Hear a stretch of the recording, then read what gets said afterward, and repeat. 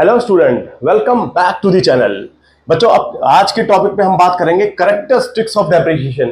जैसा कि हम मीनिंग हम ऑलरेडी समझ चुके हैं, हम एग्जांपल के तौर पे कि डेप्रिसिएशन एसेट्स की वैल्यू को कैसे घटाता है, कौन से कंपोनेंट हैं जो एसेट्स की वैल्यू को डिक्रीज कर देते हैं। और हम अपनी बुक्स ऑफ अकाउंट्स में P&L में, प्रॉफिट एंड लॉस में, खर्चे को, डेप्रिसिएशन के नाम के खर्चे को चार्ज ऑफ कर देते हैं और एसेट्स की वैल्यू हम उसको बैलेंस शीट में करेक्ट दिखाते हैं। तो वो तो रहा मीनिंग। आज हम बात करेंगे कैरेक्टरिस्टिक्स, इसकी क्या विशेषता है। डेप्रिसिएशन बहुत आसान है, बहुत इजी है, आपको रटने वाला काम नहीं होगा। मैं आपको अच्छे से समझा दूंगा कि डेप्रिसिएशन की क्या विशेषताएं होती हैं, ताकि एग्जाम में अगर आ गया, आपसे ये पूछा गया है कि what is the characteristics of depreciation, उसकी क्या विशेषताएं हैं, तो आप बड़े आसानी से विदाउट रटे हुए उसको समझ के, सोच के आप लिख सकते हैं। तो बच्चों, स्टार्ट करने से पहले मैं बता दूं, मैं करा रहा हूं class 11th accounts, chapter number 15 depreciation के ऊपर है, और मैं बुक फॉलो कर रहा हूं TS ग्रेवाल की, जिसका एडिशन 2023-24 का है। बच्चों, कैरेक्टरिस्टिक्स ऑफ डेप्रिसिएशन में मैं ये पॉइंट्स लेके आया हूं, कोई बुकिश लैंग्वेज नहीं है, बिल्कुल सिंपल एक शॉर्ट वर्जन में मैं ये लेके आया हूं, और मैं आपको बताऊंगा कि ये इसकी डेप्रिसिएशन की कैरेक्टरिस्टिक्स कैसे है। देखिए, पहला, process of allocating cost of tangible assets to expense. एक मेरे पास एसेट्स है, उसको हम खर्चे में ले जाते हैं, वो over it's estimated useful life in A systematic manner. मतलब क्या हुआ, कोई एसेट्स है, हम उसको यूजफुल लाइफ, जो उसकी यूजफुल लाइफ है, लेट से 5 साल है, उसके तहत हम लेके जाते हैं एक सिस्टमैटिक मैनर में, जो एनुअली हम उस खर्चे को 10%, 15%, वो तो एक निकालने का फॉर्मूला है डेप्रिसिएशन को कैसे चार्ज करना है। तो हम उसको यूजफुल लाइफ को, उस खर्चे को, एक्सपेंस को बुक करते हैं अपने बिजनेस में, खर्चा लगाते हैं यूजफुल लाइफ के तहत, उसके साल दर साल उसको हम लगाते जाते हैं इन ए सिस्टमैटिक मैनर। तो पहला है प्रोसेस ऑफ एलोकेटिंग खर्चा, process of allocating cost of tangible assets to expense. Basically मतलब ये हुआ कि लेट से 1 लाख रुपए का हमारे पास एसेट्स था, तो ये क्या करता है डेप्रिसिएशन, उस एसेट्स की सही वैल्यू और जो सही वैल्यू निकालने के लिए खर्चा, दोनों चीजें एक साथ हो जाती हैं। टेंजिबल एसेट्स के खर्चे को हम उसमें सिस्टमैटिक मैनर में डाल देते हैं।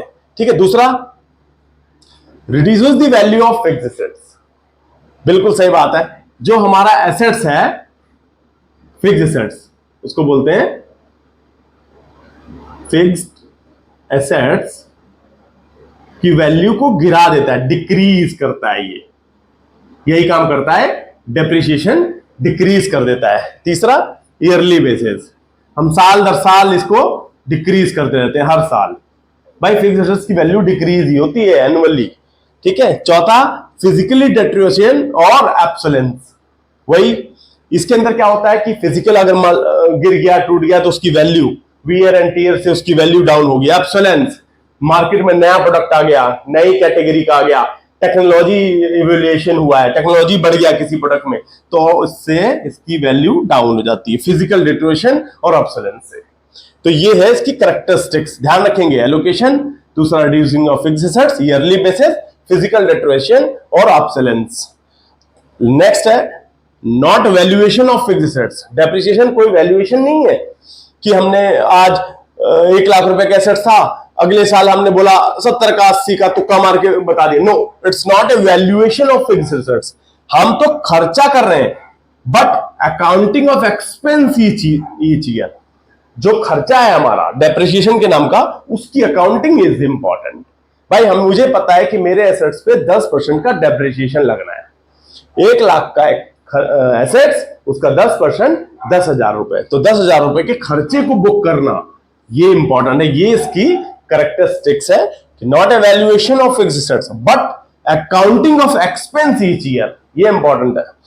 नेक्स्ट है use for all tangible fixed assets, building, plant and machinery, सारे एटसेट्रा, उस सब में यूज किया जाता है डेप्रिसिएशन, सब में लगता है। वैल्यू को घटाने का काम सब में होता है टेंजिबल एसेट्स में। नेक्स्ट है नॉन कैश एक्सपेंस।